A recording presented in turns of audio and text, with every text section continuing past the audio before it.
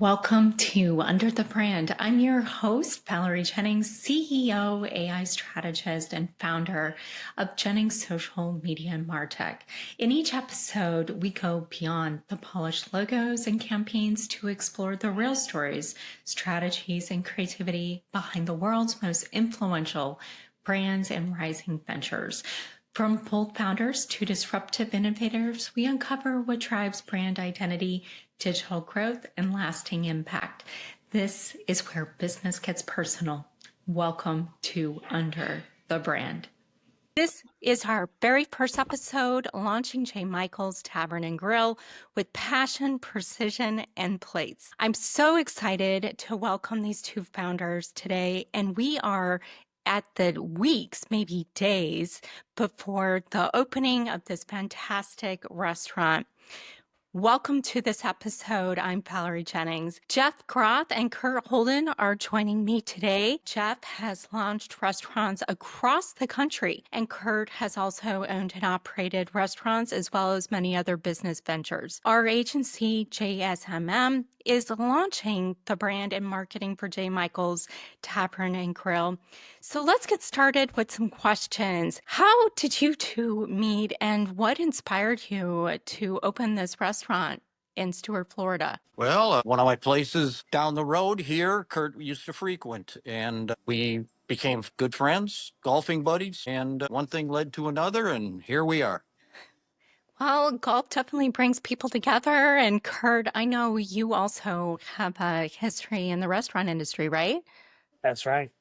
Yeah, Right. can you tell us a little bit about that and what inspired you to start this restaurant with Jeff? Sure. So several years ago, being in aviation for close to 40 years now, I opened several locations in some regional airports as delis at those restaurants, and also owned a pizza shop at one point. So that's how I got in the restaurant business, and understand it a little bit. But Jeff's the real pro in the restaurant business. Yeah, Jeff, can you tell us more about some of the restaurants that you've launched in the past? And I know it's not just Florida, but other parts of the country as well, right?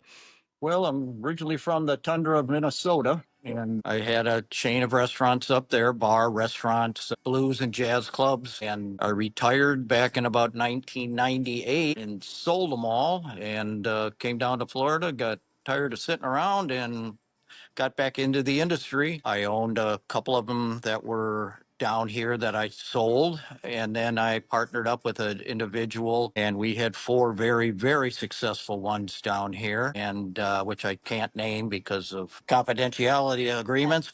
And now me and Kurt decided to do this one.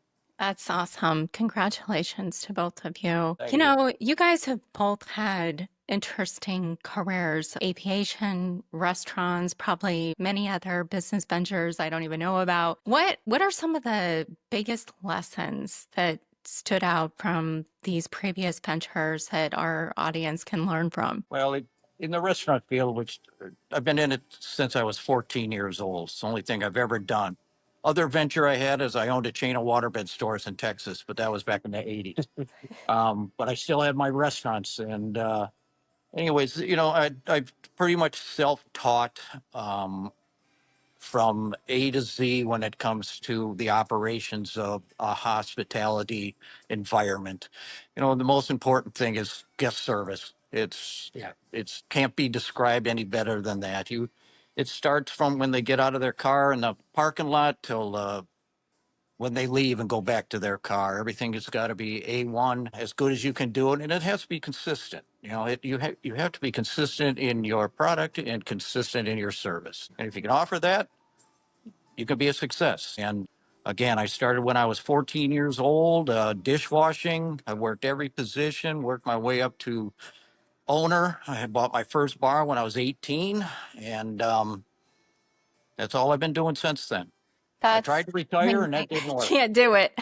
That's how it goes. And in corporate aviation as well, I think it's really important that the VVIP treatment, right, Yeah. is exactly the same thing. And it's, even though it's different businesses, it's all about the service for sure. It's all Yeah. about, Yeah, it's the personalization. Jeff, you touched on something that I want to ask a follow-up question. You started at the intro stage of learning every aspect of running a restaurant. I feel like today's generation wants to skip to the top. What is the value in starting at square one and really learning every aspect of a business? Well, it's the most vital thing there is, and I thank God I've been able to hire people, and I can name many examples. I won't use names, but they're still very good friends of mine, still working at places that I did own that started as a bar back, moved their way up to server. So they got, the most important position in a restaurant is the hostess up front. They're your face of your place. They're the first smile they see. So I started people that way, and then you move them into service so they get the unfortunate customers along with the fantastic customers, and they learn human nature, the way things are. Then you move them into bartending, then you move them into a floor manager position, then you move them into an assistant manager, then a GM. I have one of the places that I just went away from prior. There's a young man that's running the one in another state right now, and he learned it the way I learned it, and he thanks me for the fact that we learned it that way. Just like any business, you can't boss until you've been bossed, if you understand what I'm saying. Yeah, that's a really valuable lesson. Thank you for sharing that. So, building a brand 10, 15, 20 years ago is different from building a brand today, right? What are some things that stand out to you today and the importance of building a brand and standing out in, maybe a more crowded ecosystem or just launching a new restaurant? I can speak about the restaurant. Brand recognition is so important. With the last places that I was involved in, people would come from long ways away to come down and see us. And then they kept saying, "You got to open up one here. You got to open up one here." Well, we did. And we just basically moved that concept, kept the menus, a couple of tweaks here and there. But again, it's also the service. I pride myself on different types of things, like holding the door open for every customer that comes in, running out the cars with umbrellas and stuff like that. It happens in this industry, but not on a consistent basis. I had one guy at my last restaurant that was so amazed that we ran out to his car with an umbrella, and he was a handicapped gentleman, and so he pulled up every time he pulled up in there, even if it was sunshine, we ran out with an umbrella to the guy, and he bragged about it to his friends, and we were known for that, and we're also known for a great meal and a great drink. Yeah. You talk about, again, things that aren't very common in the restaurant industry, unless it's an upscale restaurant, right? Like a luxury restaurant. But what you're talking about is, you really care about your customers. You want them to have a good experience. Jeff, this is a little bit of an off the cuff question for you or Kurt. What do you say to the fact that robots might run restaurants very soon someday and greet customers? Do we get away from that personal touch with robots, or do you actually see an opportunity here? I don't see the opportunity, and Kurt can talk about the airline industry also. Stewardess walking up and down the aisle of an airplane, doesn't work for me. But actually, I've been to some trade shows where they had the virtual bartender. You know, the bar business is personalities. You lose those personalities, you might as well drink at home. That's how we became friends. We became friends that way, and now partners through that exact comment. And if you ever go to a bar down here that has a robot, remember, we don't. Come here.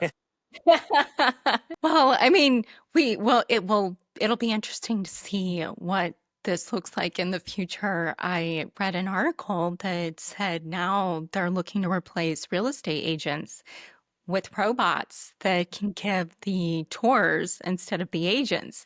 So there is definitely a big disruption coming, but I think, again, there has to be balance. There are just certain things that human touch can't replace. So, it's interesting to also get your perspective on that after you've been in the restaurant, and Kerr, you too, in the hospitality tourism industry. So let's talk about why marketing, branding, and digital presence matter more than ever. Kurt, this kind of goes to you in working with our team. Why do you feel that this is so important in today's marketplace?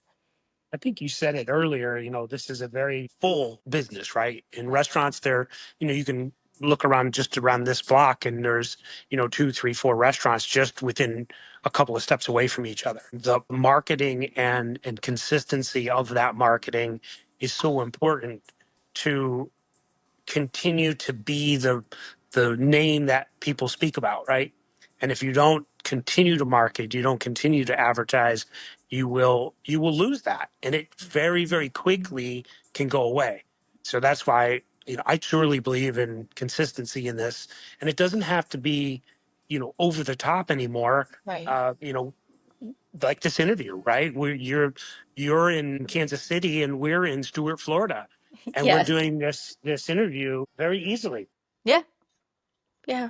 I think that tells you that the market is requiring that to be consistent. Yeah. Back in the late '70s when I had my first place, it was newspaper. Yes. That was it. You didn't have you having a magazine. You didn't have everybody. It was newspaper, and it was word of mouth. My philosophy has always been in my life: you sell within your four walls. Okay, you make everybody needs to come in here, and it's just like Cheers. Everybody knows your name, but everybody feels at home. Then it turned into radio. Radio was the advertisement for quite a while, along with print media, and even that went by the wayside. Every radio ad on TV or on the radio now is it starts out with a jingle, so you originally know it, and then goes into the product. Now it is multimedia, is internet, it is everything, and it reaches such a wide space. I mean, even though the things that you guys have done for us. I was reading it the other. We had some lady from Australia that just said, "I come to Florida all the time. I'm gonna have to stop in." Okay, you try reaching out that far with a piece of paper or a radio ad. Right. Yeah, it is. It is very different. I have had the fortunate experience to transition from all the traditional media to digital. I started off as a journalist and worked in print and TV broadcast, and then transitioned into digital. But you talk about the evolution of this business, and it's always changing, right? And everything keeps going faster, more sophisticated with the technology. And now, when we talk about brand loyalty, even in the last few years since the pandemic, what consumers expect has really changed. And they really want authenticity. And you talk about, when they come to the restaurant, you want them, not their money. And that's really what this pivot is. I mean, this sounds like it's been your philosophy always, but before the pandemic, there were a lot of, just ads, advertising heavy material, but the emphasis on influencers and authentic content and really getting to know a brand to build trust is the cornerstone of digital marketing. And when we look at the evolution, even of social media, and I started in social media in 2005.